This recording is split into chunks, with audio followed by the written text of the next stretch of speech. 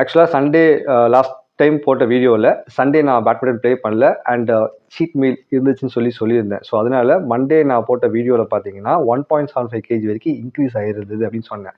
Tuesday நேத்திக்கு I really took much care and reducing weight அப்படின்னு சொல்லலாம். அன்னைக்கு பார்த்தீங்கன்னா பேட்மிண்டன் வந்து ஒரு 1 hour 17 minutes நான் ப்ளே பண்ணியிருந்தேன். 615 calories பர்ன் பண்ண மாதிரி காமிக்குது.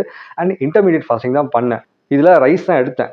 ஓகே, சப்பாத்தி இது மாதிரிலாம் எதுவும் இல்லை, ரைஸ் தான் எடுத்தேன். பட் நான் குவான்டிட்டி ரொம்ப கம்மியாக தான் சாப்பிட்டேன். ஸோ அந்த ஒரு ரீசன் அண்ட் ஸ்டூல் கிளியரிங்கில் ரொம்ப கான்சன்ட்ரேட் பண்ணி இருந்தேன்.